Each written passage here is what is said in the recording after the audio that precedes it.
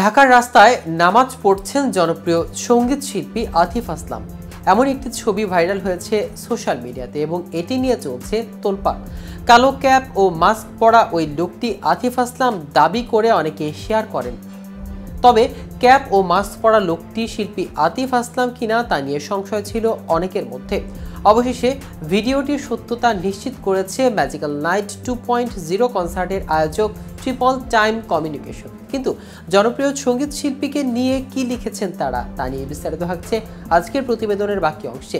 KTV ছবি channel থেকে আপনাদের সাথে আছি আমি মাহমুদুর রহমান সিয়াম।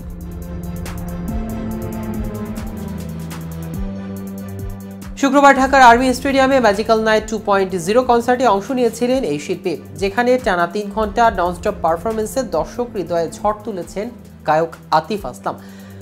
আতিফ যখন মঞ্চে ওঠেন তখন ঘড়ির ঠিক কাটা 9টায়। তারপর টানা 3 ঘন্টা দর্শকদের সামনে গাইলেন, নাচলেন তিনি। আয়োজকদের ভাষ্যমতে 1 ঘন্টা 20 মিনিট পারফরমেন্স করবেন আতিফ, এমনটাই কথা হয়েছিল। কিন্তু ঢাকার দর্শকদের ভালোবাসায় অভিভূত হয়ে মঞ্চে টানা 3 ঘন্টা পারফরমেন্স করেন এই শিল্পী। বাংলাদেশকে আতিফ আসলাম পছন্দ করেন, সেটা অনেকবার নিজের মন্তব্যে প্রকাশ করেছেন। এবার স্টেজে উঠে জানালেন বাংলাদেশ তার দ্বিতীয় বাড়ি। শুক্রবার রাতে স্টেজে ওঠার আগে ঢাকায় একটি 5 তারকা হোটেলে ছিলেন আতিফ আসলাম। বৃহস্পতিবার সন্ধ্যায় তিনি বাংলাদেশে পা রেখেছেন। এরপর শুক্রবার দুপুরে জুম্মার নামাজ আদায় করতে হোটেল থেকে বের হন এই গায়ক। সড়কের মাঝেই মাস্ক পরিহিত অবস্থায় তার নামাজ আদায়ের একটি ভিডিও ছড়িয়ে পড়েছে সামাজিক যোগাযোগ মাধ্যমে। ভিডিওটি সত্যতা নিশ্চিত করেছে ম্যাজিক্যাল নাইট 2.2 কনসার্টের আয়োজক ট্রিপল টাইম কমিউনিকেশন।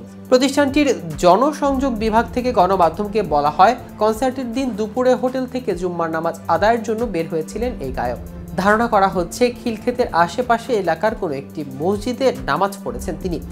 এদিন ম্যাজিক্যাল নাইট 2.0 কনসার্টের তু চাহিয়ে গান দিয়ে পারফরমেন্স শুরু করেন আতিফ আসলাম। গানটি শেষে দর্শকদের উদ্দেশ্যে আতিফ আসলাম বলেন, বাংলাদেশ সবসময় আমার সেকেন্ড হোম। আমি অপেক্ষায় থাকি এখানকার দর্শকদের ভালোবাসা নেওয়ার জন্য।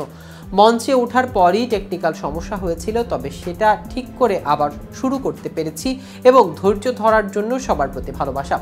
এরপর আতিফ একে একে গেয়েছেন তেরা হোনে লাগা হু, জিনা জিনা, সো জানে দো, ও মেরে প্রিয়া ঘর আয়ে, পেহলা নাশা, ও লামহে, তেরে লিয়ে সহ বেশ কিছু জনপ্রিয় গান।